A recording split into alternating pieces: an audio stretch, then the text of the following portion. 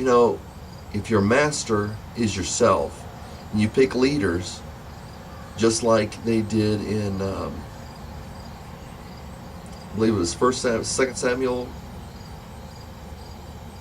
maybe Second Samuel. They go, we need a king. God says, you don't, no, you don't want a king. Oh yeah, we want a king. And that's what they're doing in all the churches.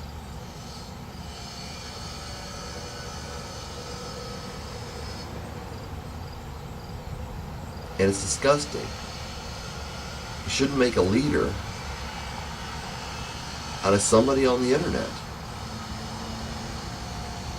If that person can help you, that's great. If you think that person's great, that's great.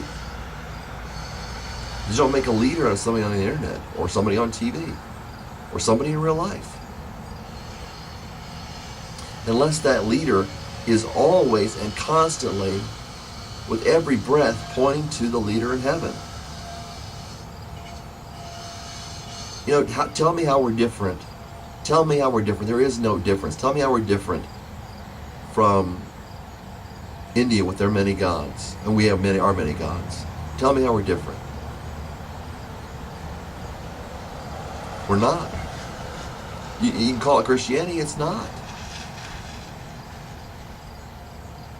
You just admit it. You don't know what Christianity is. You think Christianity is the candles or something, depending on what church you go to. The candles or the singing or something like that. Our religion was not supposed to be singing or candles or a beautiful building or a choir or somebody preaching what they know not, that they know not what. What, they're preaching what they know not what. And that's your church? My church has got nothing to do with that. My called out people who have been called forth from the world, have nothing to do with that. If you want to follow that, then realize who and what you're following. Because people raise up kings and then they'll depose them. Divine right of kings in China. They'll raise up kings and they'll depose them. And they'll say,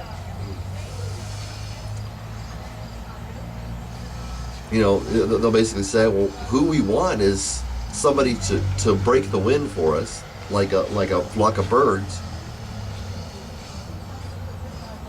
so we can ultimately be in control. They do that in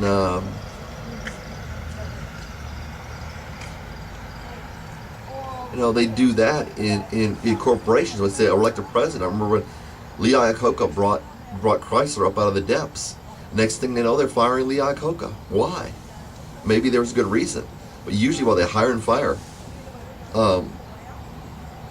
CEOs is because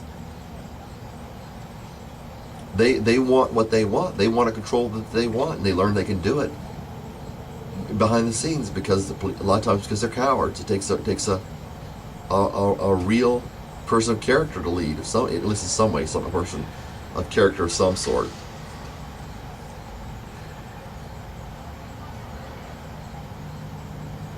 The people that give them the power, like elders or a committee, they get jealous and they don't want them to be there anymore.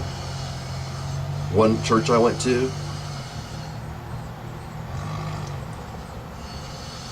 they talked about the preacher. His name was Derek.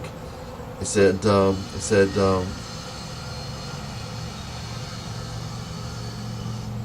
Derek's leaving. He said, but we all knew that. He said only the teenagers were surprised. And that's right. I remember, when you're a teenager, you get surprised and stuff like that. He said only the teenagers were surprised. Everybody else knew he was going. Why was he going? What horrible thing had he done? If he's done something horrible, or if he's not fit, then shouldn't everybody shouldn't it be declared publicly? Hey, this is what's going on with this guy. He can no longer lead. He's done something immoral. What's gone on? The whole church doesn't even know. You're supposed to hold pastors to a certain higher standard.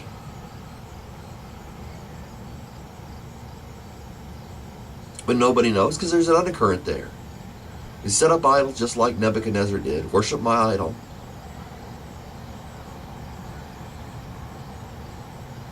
Try to kill Nebuchadnezzar because they were jealous of him. Back in Daniel.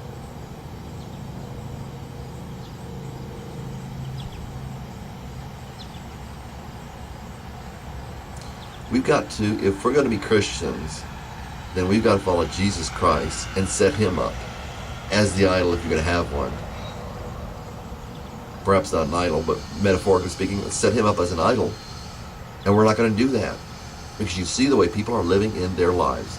The hatred, the jealousy, the anger, the bitterness.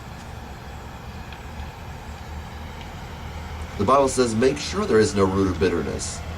And you got people denying and lying to themselves. The Bible says deceiving and being deceived.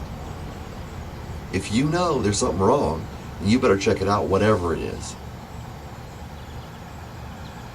And stop trying to solve it by another idol. God bless.